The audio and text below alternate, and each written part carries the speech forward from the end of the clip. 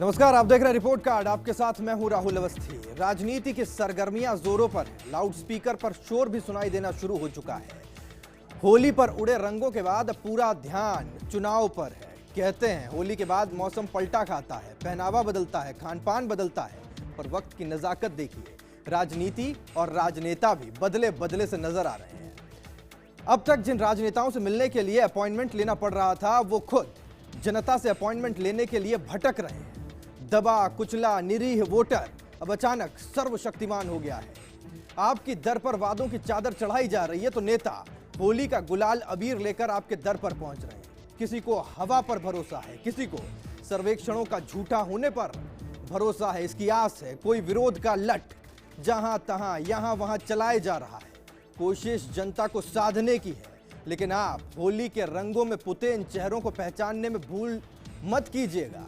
First India आपको report card के रूप में दे रहा है वो पानी जो जैसे ही नेताजी के चेहरे पर पड़ेगा, खुद ब खुद चेहरे का असली रंग सामने आ जाएगा। आज जारी हो रहा है सीकर का रिपोर्ट कार्ड।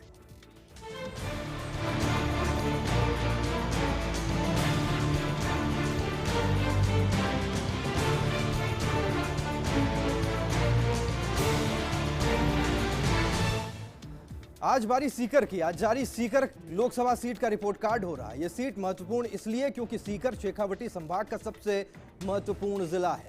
वर्तमान में यहां का प्रतिनिधित्व कांग्रेस के महादेव सिंह खंडेला कर रहे हैं, लेकिन कांग्रेस ने उनका ही टिकट काट दिया। प्रदेश में महिला शिक्षा और सैनिकों की फैक्ट्री के तौर पर विख्यात यह जिला वाकई में काफी खास है। पहले सीकर को समझते हैं।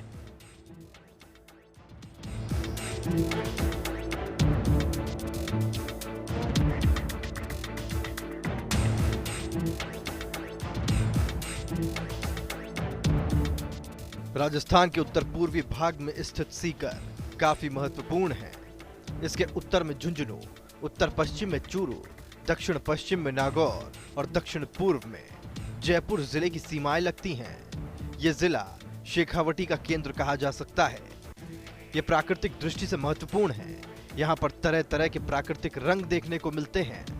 गुलाबी शहर जयपुर के बाद ये दूसरा सबसे ज्यादा विकसित शहर है और सीकर जिले का प्रशासनिक मुख्यालय भी है। ऐतिहासिक रूप से शहर को वीर भान का बांस के नाम से जाना जाता था। सीकर शेखावटी राज्य का महत्वपूर्ण ठिकाना था। राजा रायसल जी शेखावत के पुत्र राव तिरमल के वंशज दौलत सिंह जी ने सन 1687 में सीकर को अपनी राजधानी बनाकर गढ़ की नींव डाली। राज्य की राजधानी ठिकाना सीकर पर शेखावटी राजाओं का शासन था। 1721 में दौलत सिंह के निधन के बाद शिव सिंह जी सीकर के नए स्वामी बने। इन्हें पिता से 25 गांव उत्तराधिकार में मिले थे। शिव सिंह जी ने सीकर ढंग से बसाना शुरू किया और सीकर के चारों ओर पक्की चार दीवारी बनाकर सीकर को शत्रुओं से महफूज कर दिया। ये शहर 1862 में लक्ष्मण सिंह द्वारा बनाए गए लक्ष्मणगढ़ किले के लिए प्रसिद्ध है। किले में सुंदर भित्ति चित्र और शेखावटी शैली में बनी शिल्पकला दुनिया भर से पर्यटकों को आकर्षित करती है। ये शहर सावंत राम चौखानी हवेली, बंसीधर राठी हवेली, सांगानेरी हवेलियां, गिरिजामल हवेली, चार चौक हवेली और केडिया हवेली के लिए प्रसिद्ध है। वहीं विश्व भर में सीकर को पहचान मिली है खाटू श्याम मंदिर द्वारा। जिले के रिंगस कस्बे में स्थित बाबा के दरबार में हर साल लाखों श्रद्धालु पहुंचकर अपनी आस्था प्रकट करते हैं। वर्तमान में सीकर जिला प्रदेश में नए एजुकेशन हब के रूप में उभरा है। यह जिला प्रदेश में महिला शिक्षा के रूप में आदर्श बनकर भी उभरा है। यहाँ विभिन्न कॉलेज होने से शिक्षा का स्तर लगातार सुधरता जा रहा है। शिक्षा, धर्म और वीरता की माटी पर लोकसभा का पहला रण 1952 में लड़ा गया, जिसमें राम राज्य परिषद के नंदलाल शर्मा विजयी हुए। इस सीट पर जनसंघ और जनता पार्टी का भी प्रभाव रहा। 1967 में जनसंघ के गोपाल साबू यहां से जीते तो 1977, 80 और 89 में इस सीट से जनता पार्टी के प्रत्याशियों ने विजय हासिल की। इस सीट पर सबसे ज्यादा कांग्रेस ने 7 बार कब्जा जमाया। वहीं पहली बार भाजपा का खाता 1998 में सुभाष महरिया ने खोला। वर्तमान में इस सीट से कांग्रेस के महादेव सिंह खंडेला सांसद हैं, लेकिन कांग्रेस ने उनका टिकट काटकर पूर्व ब्यूरोक्रेट पीएस जाट पर दांव खेला है। संसदीय क्षेत्र सीकर की बात करें तो यहां से सांसद महादेव सिंह खंडेला हैं। कुल मतदाता 17,58,639 हैं। पुरुष मतदाता 9,37,050 हैं। महिला मतदाताओं का जिक्र करें तो 8,51,589 महिला मतदाता हैं। जीत का मंत्र सीकर में जातिगत समीकरण और स्थानीय मुद्दे हैं। सीकर जिले में कुल 8 विधानसभाएं शामिल हैं। इनमें सीकर की 7 और जयपुर जिले की 1 विधानसभा शामिल है। यहाँ जयपुर की चौमू विधानसभा सीकर लोकसभा क्षेत्र में शामिल है, तो वहीं जिले की फतेहनगर विधानसभा सीट झुंझुनू संसदीय सीट में शामिल है। जिले में कांग्रेस का शुरू से ही प्रभाव रहा है, लेकिन आंकड़ों पर नजर डालें तो 1980 से पहले इस सीट से उद्योगपति ही जीतते रहे, लेकिन 1980 के बाद वर्तमान तक इस सीट पर दोनों ही पार्टियों के जाट नेताओं ने जीत हासिल की। वहीं कांग्रेस ने एक बार फिर जाट प्रत्याशी पीएस जाट पर दांव खेला है। सीकर में विधानसभा के गणित की बात करें तो यहां से लक्ष्मणगढ़ विधानसभा सीट से कांग्रेस के टिकट पर गोविंद सिंह डोटासरा जीत के आए। वहीं धोद से भारतीय जनता पार्टी के टिकट पर गोवर्धन ने जीत हासिल की। सीकर विधानसभा सीट से बीजेपी के टिकट पर रतन जलधारी ने विजय हासिल की। वहीं दाता रामगढ़ से कांग्रेस के टिकट पर नारायण सिंह जीत हासिल करने में कामयाब रहे। खंडेला से बंसीधर बाजिया बीजेपी के टिकट पर जीत कर आए। वहीं नीम का थाना से प्रेम सिंह बाजौर बीजेपी के टिकट पर जीत कर आए। श्री माधोपुर में भी बीजेपी ने जीत का परचम फहराया और जाबर सिंह खर्रा जीत कर विधानसभा पहुंचे। चौमू विधानसभा क्षेत्र की बात करें तो यहां से भी बीजेपी ने जीत हासिल की और रामलाल शर्मा विधानसभा पहुंचे। हालांकि सीकर लोकसभा सीट पर इतिहास के आंकड़ों में कांग्रेस भाजपा पर भारी नजर आती है, लेकिन 2013 विधानसभा चुनावों में भाजपा को मिले बहुमत से सियासी परिदृश्य काफी हद तक क्लियर हो रहा है। वहीं अगर संपूर्ण सीट का इतिहास देखा जाए तो भारतीय जनसंघ और जनता पार्टी का भी इस सीट पर वजूद रहा है। ऐसे में अगर पिछले 6 चुनावों की बात करें तो यहां हमेशा से ही जाट प्रत्याशी विजयी रहा, चाहे वो किसी भी पार्टी का क्यों ना हो। ऐसे में हम ये कह सकते हैं कि इस सीट पर जाट समुदाय ही हार जीत तय करते हैं। विधानसभा चुनावों में कांग्रेस को मुंह की खानी पड़ी। आलम तो ये था कि खंडेला सीट से सांसद महादेव सिंह ने अपने बेटे गिरिराज सिंह को टिकट दिलाया था, लेकिन वो भी चुनाव हार गए। ऐसे में कांग्रेस पार्टी ने इसे गंभीरता से लेते हुए सांसद का ही टिकट काट दिया। ऐसे में कह सकते हैं कि सांसद की छवि अब जनता में स्वीकार्य नहीं है। इलाके में कुछ कार्य हुए हैं तो कुछ नहीं। अब इस सीट पर दोनों ही पार्टियां अपना दमखम लगा रही हैं। अब इस कवायद में कौन सफल होगा ये तो नतीजे ही बताएंगे। तो राजस्थान के उत्तर पश्चिम में स्थित है सीकर जिला। यह शहर विरासत, शिक्षा और आधुनिकता का देश भर में प्रतिनिधित्व करता है। जहां क्षेत्र के कई व्यवसायी देश भर में मरुधरा की माटी का नाम रोशन कर रहे हैं, तो बालिका शिक्षा के क्षेत्र में यह जिला प्रदेश में कई नई मिसाल कायम करता हुआ दिखाई देता है। शेखावटी संभाग में स्थित इस जिले में प्रकृति के कई रंग धरा पर देखने को मिलते हैं। जिले का लिंगानुपात 944 है।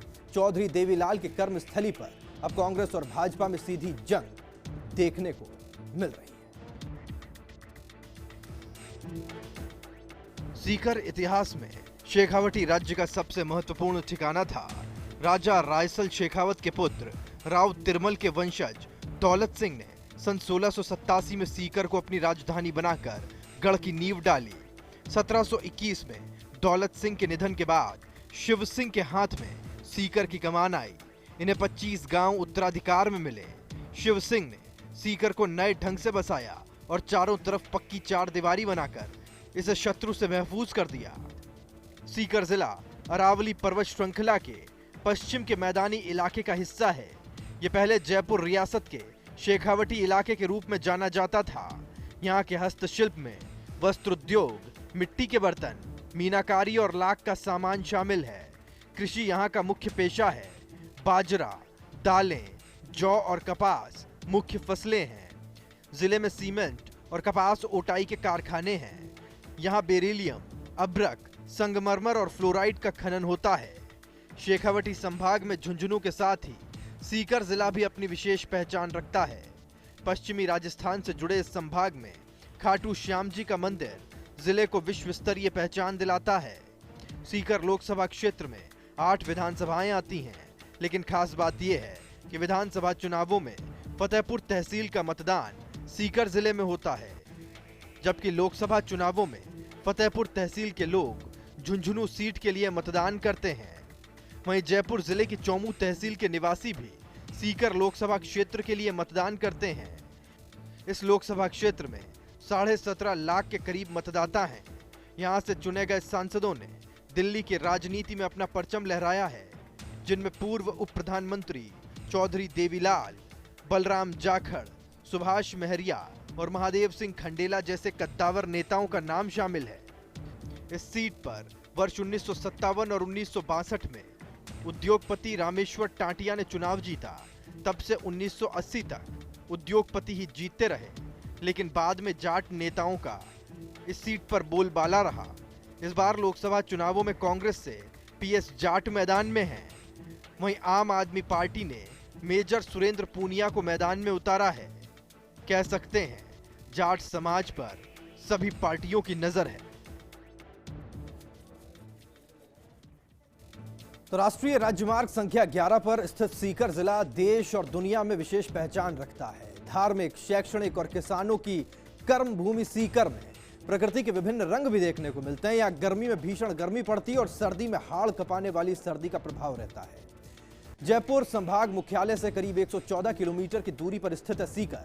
इस जिले की साक्षरता करीब 78% है। आइए एक नजर डालते हैं इस सीट के इतिहास पर। सीकर लोकसभा सीट के यदि राजनीतिक इतिहास की बात करें तो आंकड़ों के दम पर कांग्रेस बाजी मारती दिखाई देती है, लेकिन इस सीट की सबसे बड़ी बात यह है कि यहां से किसानों के मसीहा और जाट समुदाय के सबसे बड़े नेता चौधरी देवीलाल भी देश की सबसे बड़ी पंचायत तक पहुंचे। इस सीट पर हुए अब तक 15 लोकसभा चुनावों में से 7 बार कांग्रेस, 3 बार भाजपा, 2 बार जनता पार्टी, 1 बार जनसंघ और 1 बार राम राज्य पार्टी का प्रत्याशी विजयी हुआ। लेकिन चुनावी गणित में पलड़ा जाट प्रत्याशी का भारी नजर आता है। वर्तमान में सांसद खंडेला के कार्यकाल को लेकर लोगों में रोष है। इसका नजारा विधानसभा चुनावों में भी देखने को मिला, जब खंडेला की परंपरागत सीट से ही उनके बेटे को हार का सामना करना पड़ा। इसी विरोध को देखते हुए कांग्रेस ने अब ब्यूरोक्रेट पीएस जाट पर दांव खेला है।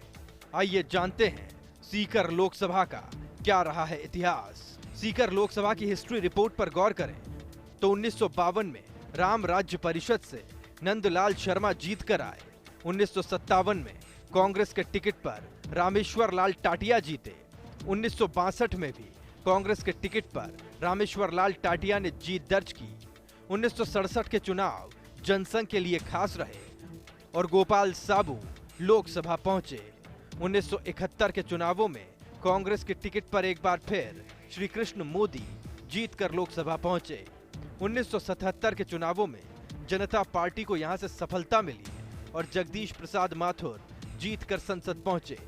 1980 के चुनावों में एक बार फिर से जनता पार्टी का परचम लहराया और कुंभाराम आर्य लोकसभा पहुंचे।